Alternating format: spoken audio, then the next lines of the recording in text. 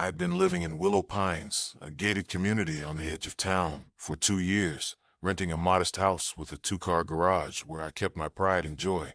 A 1967 Ford Mustang Fastback, cherry red with a black vinyl interior. It wasn't mine, not legally, yet.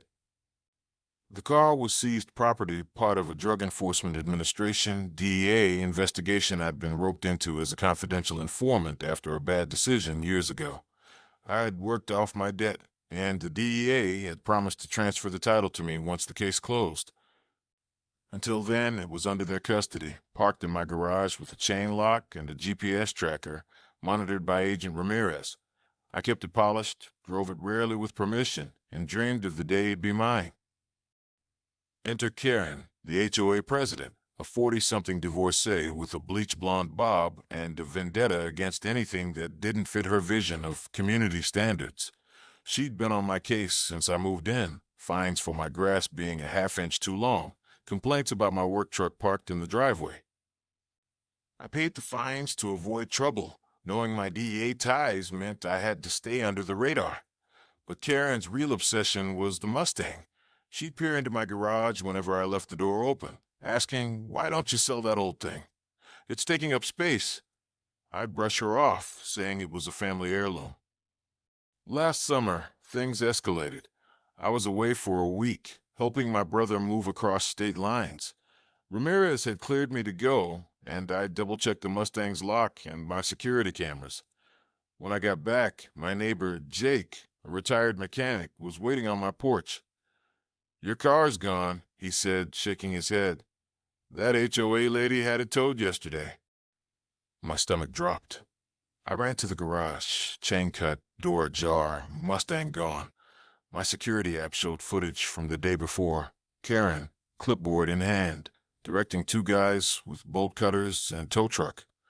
They'd broken in at noon, bold as hell, while Jake was at the store. I called Ramirez immediately. "Stay calm," he said. "That car's federal property. Whoever took it just stepped into a world of trouble." He told me to file a police report and send him the footage. I did, then called the local PD. Officer Daniels, who knew me from a neighborhood barbecue, showed up within the hour.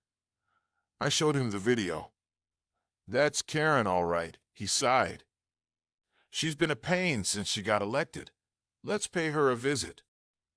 We drove to Karen's house, a gaudy McMansion with a pristine lawn. She answered the door in yoga pants, feigning surprise. "Oh, officer, is something wrong?" Daniels didn't mince words. "You had a car towed from this man's garage. Where is it?" Karen crossed her arms. "That junker was a blight. It violated HOA bylaws. Unregistered vehicles aren't allowed. I had it removed for the community's benefit." "It's not unregistered," I said, barely keeping my cool. "It's under federal custody. You just stole DEA property."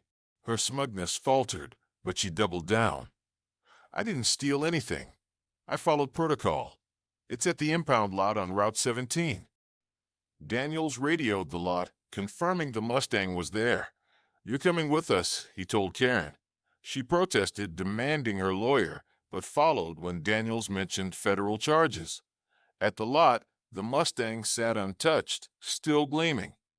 Ramirez arrived, badge flashing, with 2 DEA agents in tow. He inspected the car, checked the tracker, and turned to Karen, who was now pale. "Ma'am," he said, "this vehicle is part of an active investigation.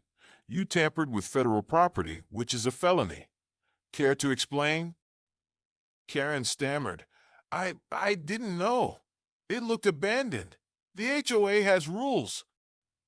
Ramirez wasn't impressed. "You cut a lock and entered private property without a warrant. That's burglary, too." He nodded to Daniels, who cuffed her. She shrieked, "This is outrageous.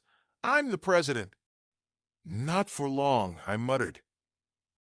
The fallout was swift. Karen faced charges, burglary, theft, and interference with a federal investigation.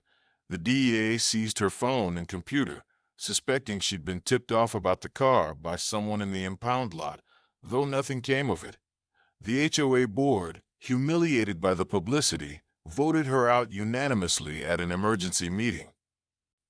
Jake, who'd recorded the tow truck's license plate, testified at the hearing, and my footage sealed the deal. The board also refunded my fines and paid for a new garage lock. Karen pled guilty to lesser charges, getting probation and a hefty fine. Her McMansion went up for sale. She couldn't show her face in Willow Pines anymore. The Mustang? Ramirez fast-tracked the title transfer as a thank you for my cooperation. It's mine now, parked proudly in my garage, no chain needed. I drive it on weekends, turning heads wherever I go. Willow Pines is quieter these days. The new HOA president, a chill guy named Tom, sticks to fixing potholes and planning barbecues. Jake keeps an eye on my place when I'm away, and I've got a new security system with floodlights.